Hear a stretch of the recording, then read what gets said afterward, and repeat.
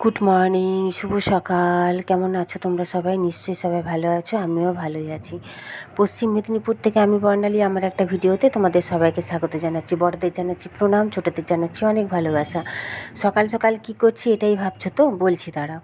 সকাল বলতে এখন প্রায় 9:15 মতন বাজে। বর্মশাই চলে গেছে অনেকক্ষণ ডিউটি, তো কিছু টিফিন বানায়নি, কারণ সে তো বাইরে খেতেই ভালোবাসে জানো। আজকে ইডলি খাবে বললো বাইরে, তো ঠিক আছে, সে চলে গেছে অনেকক্ষণ ডিউটি।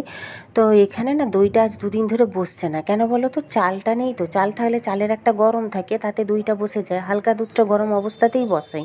তো আমার মা যেমনভাবে আমাকে বলেছে আমি সেরকমভাবেই বসাই। তো কয়েকদিন ধরে দুধটা একদম মরে যাচ্ছে শুকিয়ে, ওই কারণে অল্পই দই, কিন্তু বসছে না, মানে একটু জল জল থেকে যাচ্ছে। ওই কারণে চাল ছিল না বলে চালটা এনে এতে আমি যেহেতু শুক্রবার করি, ওই কারণে হচ্ছে চালটা ডিভাইড করে রাখি। কী বলো তো, আমি শুক্রবারের চাল এই দইয়ের চালে খাই না, মানে ভাত খাই না। ওই জন্য সেই চালটা আলাদা থাকে, তার থেকে চাল নিয়ে এসে এতের মধ্যে রাখি। আর ঘরে যেহেতু এসি চলে, ওই জন্য ঘরে রাখতে পারি না, এই রান্নাঘরেই রাখা হয়। তো যাই হোক, চলে, এখন অনেক বাসন পড়ে আছে, সেগুলো গোছাবো, দিয়ে কয়েকটা বাসন আছে সেগুলো ধোবো, অনেক কাজ বাকি। তো সকালে আজকে হচ্ছে বুধবার, এমন কোনো তাড়াহুড়ো নেই যে হচ্ছে কাজ করতেই হবে, বা হচ্ছে তোমার রান্নারও খুব একটা চাপ নেই। তবে হ্যাঁ, বরমশাই দুপুরে আসবে। আজকে সেরকমভাবে খুব একটা রোদ বেরোয়নি, তবে তবুও হ্যাঁ, যা বেরিয়েছে কাচা ধোয়া মোটামুটি হবে। তো সাত সকালে আজকে কিছুই কাচা ধোয়া করিনি। আছে বরমশাইয়ের একটা জামা প্যান্ট আর হচ্ছে একটা বিছানার চাদর। বিছানার চাদরটা আজকে সকালেই তুলেছি, ওই জন্য সকালে কিছু কাচা ধোয়া করা হয়নি। আমি বেলা করেই স্নান করব যখন, তখন একবারে কেচে নেব। বেলা করে বলতে একটু পরেই স্নান করে নেবো, 10টা নাগাদ। হ্যাঁ, তো এই কৌটোগুলো এখন গুছিয়ে রেখে দিই। ধোয়া মাজা করে রেখেছিলাম কাল রাত্রেবেলা, শুকিয়েও গেছে, জল ঝরে গেছে, এখন তুলে গুছিয়ে রেখে দিই, কারণ জায়গাটা তো ভীষণ ছোট। এগুলো যদি না গুছিয়ে রাখি না, আবার বাসন যে ধোবো সেগুলো রাখতে পারবো না, জানো তো। গুছিয়ে তুলে তারপরে আবার বাসন রাখতে হয়, তবে দেখতেও ভালো লাগে গোছানো থাকলে। ঘর দুয়ার গোছানো থাকলে, ছোট ঘর এমনিতেই জায়গা কম, তারপর গোছানো থাকলে দেখতে সত্যিই সুন্দর লাগে। তো চলো বাসনগুলো এখন গুছিয়ে নিই। তো দূরে কাছে যারা যে যেখান থেকে আমার এই ভিডিওটা দেখছো না কেন, তোমাদের একটা লাইক, একটা কমেন্ট করে যেও তোমরা, তোমাদের কাছে এটাই অনুরোধ করছি। তো কালকে বর্মশাই হচ্ছে সন্ধ্যেবেলা বাজারে গেছিলো, সে মানে টুকিটাকি দোকানের জিনিস আনতে, সেগুলোর সাথে এই যেগুলো নিয়ে এসছে, আমি তার মধ্যে নিরমা একটা বের করে নিয়েছি, আর একটা নুন প্যাকেট বের করেছি। এগুলো সমস্ত বের করানো হয়ে গেছে। শ্যাম্পু পাতা একদমই বাড়ন্ত ছিল, নিয়ে এসছে। তো আজকে আর করবো না, আজকে করলে করা হয় কিন্তু আজকে আর করবো না, একবারে সেই শুক্রবার করব, মানে কাল বাদে পরশু দিন। এই দেখো 10টা বাজতে যায়, ঠুকঠুক করে আওয়াজ হচ্ছে, জানলা খুলে দেখছি মিস্ত্রিরা এই যে ছোট্ট স্ল্যাবটা এটাই ফাঁকা ছিল, ওটা বসালো। তো আমি মিস্ত্রি দাদাদের জিজ্ঞাসা করলাম, দাদা এই ফাঁকা ফাঁকা যে মানে গ্যাপগুলো, এগুলোই কী করবেন? বলছে এগুলোই সিমেন্ট দিয়ে জাম করে দেবো স্ল্যাবগুলো। তাই ঠিক আছে। তো রাস্তাটা এত ধুলো উড়ছে, এত, অ্যাকচুয়ালি রাস্তাটা তো পুরো কমপ্লিট করা হয়নি, ওই পাশ ট্যাবটা খোঁড়া আছে, যার জন্য মানে এত ধুলো উড়ছে, 2 মিনিটে জানলাটা খুলে রাখতে পারছি না। বর্মশাই বলছে জানলা একদম খোলো না, তাছাড়া মশা তো আছেই, ছেড়ে দাও, ওই কারণে জানলা আর খুলি না। এই যে 2 মিনিট খুলছি, এটাও এখনই বন্ধ করে দেবো। এখন অনেকটা বেলা, প্রায় 12টা বাজতে যায়, 12টা বাজেনি এখনও। তো রান্না বসিয়ে দিয়েছি, টুকিটাকি কাজবাজ সেরে সুরে, স্নান পুজো সেরে নিজে দুটো মুড়ি খেয়ে রান্না বসিয়েছি। আজকে একটু আলু ভাজা দিয়ে মুড়ি খেয়েছি, আলু ভাজা করলাম, দিয়ে মুড়ি খেলাম। এই উচ্ছে কুমড়ো ভাজা ভাজা তরকারিটা আমি কোনো দিন করিনি, আজকে করছি ফার্স্ট। খাবে কিনা আমার পতিদেব আমি জানি না। 3টে না 4টে উচ্ছে ছিল, ছোট ছোট, মানে খুব ছোটও না খুব বড়ও না। সেই উচ্ছেগুলো নষ্ট হয়ে যাচ্ছিলো, ওগুলোই কুচিয়ে হচ্ছে তোমার একটু কুমড়ো দিয়ে বসিয়ে দিয়েছি। আমি প্রায় সময় দেখি অনেককে উচ্ছে কুমড়ো করতে, আমার যার তো যাও করে, কিন্তু আমি কোনো দিন করিনি, আজকে প্রথম বসিয়েছি। তেলে শুকনো লঙ্কা আর 5 ফোড়ন দিয়ে ছুঁকে বসিয়ে দিয়েছি, কেমন হবে জানি না, দেখা যাক। তো আমার রান্না প্রায় কমপ্লিটের কাছে, বর্মশাই এসে গেছে। উপরে গেছিলাম দিদির কাছে, দিদি ডাকছিল, বলছি তোমাদের পরে।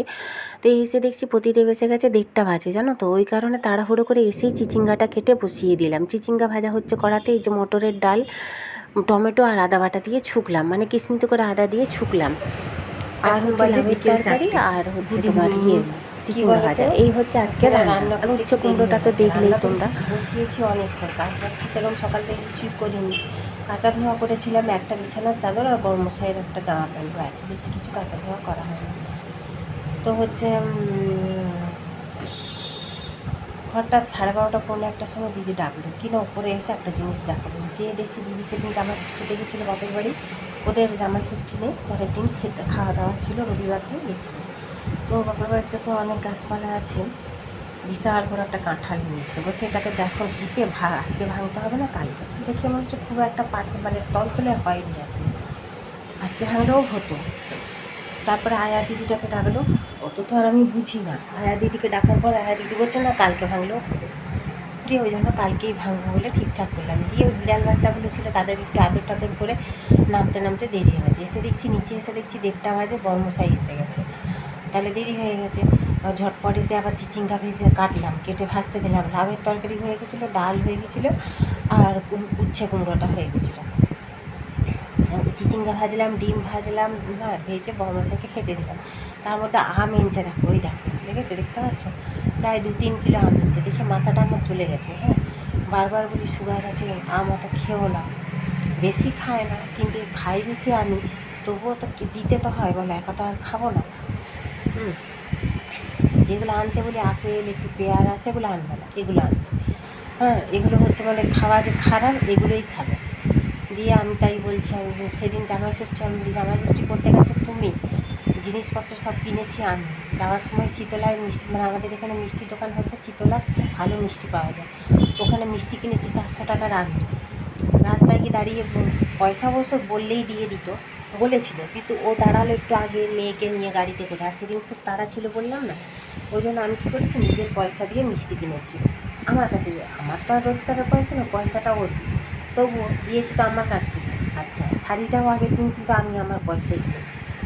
তাই বলছি হিসাব করো, আগে 1000 টাকা ফেলো, শাড়ির পয়সা আর মিষ্টির পয়সা, ওগুলো কে দেবে? হ্যাঁ, তাই হাসছে, হেসে, আমি বলি ওসব আমি জানি না, আম কিনে এনেছো, আমার পয়সা দাও। বলছে ঠিক আছে সন্ধ্যেবেলা, বলছে জিপেতে দিচ্ছি। যাও না, জিপে আমি নেবো না, আমার হাতে দাও ক্যাশ, ওটা আমার ক্যাশ গেছে বলতে। বলছে ঠিক আছে সন্ধ্যেবেলা দিয়ে দেবো। তারপরে এই যে খেয়ে দিয়ে সেরকম বাসন পড়েনি আজকে, একটা কড়াই আর মাত্র হাঁড়িটা। ভেবেছিলাম রাতের তরকারিটা করে রাখবো, পটল আলু আর সয়াবিনের তরকারি করবো ভেবেছি, কিন্তু সমস্ত গুছিয়েও তরকারি আর করা হলো না, কারণ অনেকটা দেরি হয়েছে। ডিম ভাজলাম, করলাম, ডিমটা আর তোমাদের সাথে শেয়ার করা হলো না। অত তাড়াহুড়ো করলে কি আর ফোন অন করতে ইচ্ছে করে বল? আর একা হাতেই সব কিছু, ফোন অন করবো, ভিডিও করবো, রুট। অবশ্য একা হাতে ভালো হয়, জানো তো। যাই হোক চলো, এবার শুয়ে শুয়ে গড়াচ্ছি, যে 4টে বেজে গেল। জামা কাপড় তুলে নিয়ে চলে এসেছি। ওই দেখো চাদরটা শুকিয়ে গেছে, কিন্তু বড়মশাই জিন্সের প্যান্টটাও বেলা করে কেচেছি, তো স্নান করার সময় কেচেছি, সকালে কাচিনি আজকে। জায়গাও ছিল না, রোদও ওঠেনি সকাল থেকে আজকে, তবে বেলা করে রোদ উঠেছে দেখে কেচে দিয়েছি, তবে শুকোয়নি, রোদের কোনো তেজ নেই, হাওয়া বাতাস নেই, শুকোয়নি এই জন্য। তো হচ্ছে এটা ঠাকুরের তেল থাকে, দেখো না, তেলের শিশিরটা না হঠাৎ পায়ে ঠেকে গেল, সাইডে রেখেছিলাম, দিয়ে বসেছি আর পায়ে ঠেকে গেল। তাহলে এটাকে এবার ভালো করে মাজতে হবে, ধুতে হবে, তবে রাখতে পারবো আবার। আর ওটা তো গাছের গোড়ায় দেবো করে দেওয়া হয়নি, দিয়ে দেবো। তো চলো এখন গড়াই। বাইরে শুধু 2-3টে জামা প্যান্ট আছে, বড়মশার একটা একটা হচ্ছে হাফ প্যান্ট আছে, একটা জিন্সের প্যান্ট আছে, আমার একটা নাইটি আছে, আর কিছু, ও বরের মোজা আছে, ব্যাস, আর কিছু নেই। ওগুলো তুলে নিয়ে চলে এলেও হয়। তো চলো 4টা বাজে, এবার শুয়ে শুয়ে ফোন দেখছি, গড়াচ্ছি, অনেকক্ষণই গড়াচ্ছি। প্রতিদিন বেরিয়ে গেছে 2:45, তখন আমি বাসন ধুচ্ছি। ও দিদির কাছ থেকে আবার জল আনতে গেলাম খেয়ে দিয়ে উঠে, ওই কারণে আরও বেশি বাসন ধুতে দেরি। বেশ বাসন ছিলই না আজকে, ওই 4-5টা বাসন, খাবার 2টো থালা, পরের একটা, আমার একটা, আর আম কেটেছিলাম একটা, এইসব। চলো তোমরা দেখতে থাকো।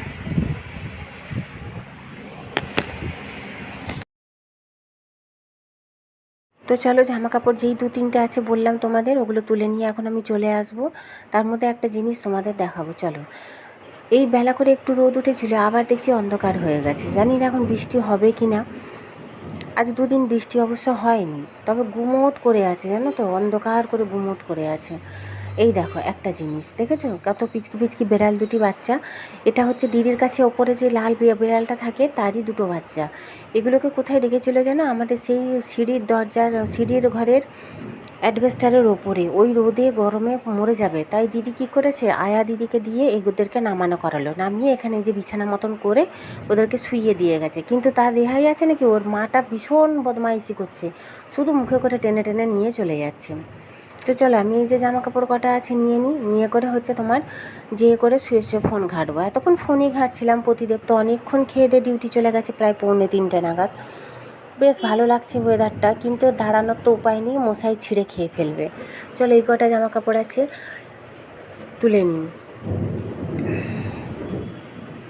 আজকে এখানে জামা কাপড় মেলাতে এসে দিদিভাই তাই, দিদিভাই বলতে এই যে ঘরের ওপর যে দিদিভাই থাকে, মানে আমার যার তো যা দিদিভাই তাই বলছে ছাদের ওপরে মানে এবার দড়ি খাটাতে হবে, নাহলে জামা কাপড় মেলাতে এত অসুবিধা, এত শুকনো করতে অসুবিধা, তার উপর বর্ষাকাল আসছে। সত্যি কথা। আর কি বলো তো, আমরা না, আমি বিয়ে হয়ে আসার থেকেই দেখি আমাদের ছাদ ছিল না, মানে আমার শ্বশুরবাড়িতে ছাদ ছিল না। দিদিভাইয়ের ছাদে এসে আমি 3 তলায় উঠে অনেক জামা কাপড় মিলে যেতাম। প্রথম থেকেই দিদিভাইয়ের ছাদে প্রচুর জামা কাপড় মিলে গেছি এক সময়। কিন্তু এখন আর রাস্তা, এই যে এত 3 তলা, তাই দিদিভাই বলছে দড়ি খাটানোর ব্যবস্থা করো, আমাকে বলছে। কিন্তু আমার দ্বারা আর সম্ভব নয় গো। আমি এখন ছাদে না উঠে উঠে এমন অভ্যেস হয়ে গেছে, আমার একতলা ছাদে উঠতেই আমার এখন ভীষণ কষ্ট হয়। তাছাড়া এটা যেন সামনে মনে হয়, ঘর থেকে টুক করে বেরিয়ে আসি আবার নিয়ে যেয়ে রেখে দিই, ওই কারণে। তো এখন প্রায় সন্ধে হয়ে এসছে। এই যে এই প্যান্ট দুটো তো কাচাই ও 2 দিন ধরে, এটাগুলো আলমারিতে রাখবো। আর এগুলো মোটামুটি শুকিয়ে গেছে, জিন্সের প্যান্টটাই যা ভেজা ছিল। ঘর দুয়ারগুলো গুছিয়ে নিয়েছি, এখন ওই 6টা বেজে গেছে ধরো, হ্যাঁ 6টা 15-20 বাজে।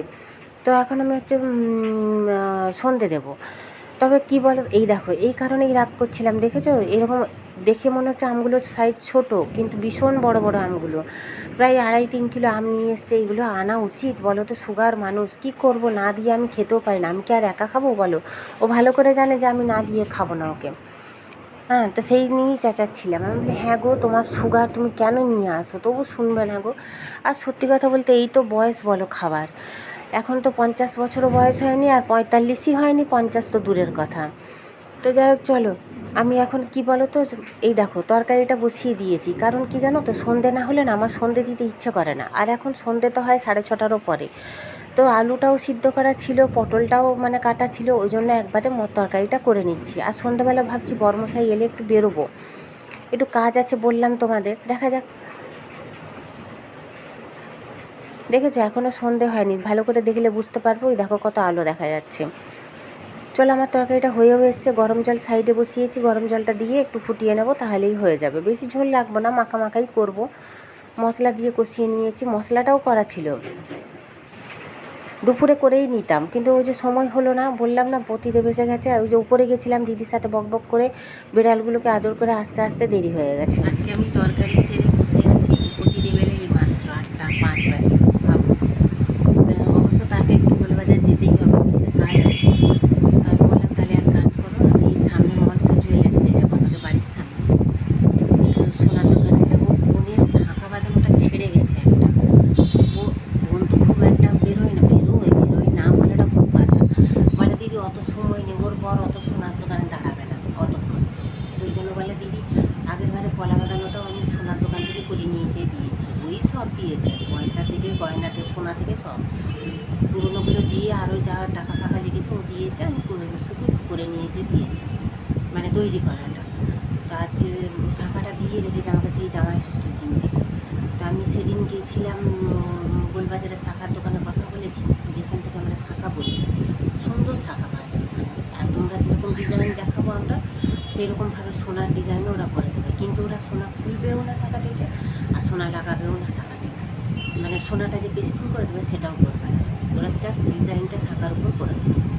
তো সেটা জিজ্ঞাসা করে এসেছি। এবার এখানে সোনার দোকানে আগে জিজ্ঞাসা করি, আমার যা নাকি আগে করিয়েছে, মানে ওরও শাঁখাটা বেড়ে গেছিলো, ও নাকি মানে নতুনভাবে ওই ডিজাইনটাই শাঁখার উপরে বসিয়েছে সোনার দোকানে। তো আমি সেটাই করবো, সোনার দোকানে যাব, জিজ্ঞাসা করি। যদি শাঁখাটা ওরা বলে যে হ্যাঁ আমরা করে দেবো, শাঁখা এনে, তাহলে তো ভালোই হলো। আর না হলে দেখা যাবে। চলো আমি আর বকবক মানে রেডি হয়ে যাই। হ্যাঁ ঠিক আছে।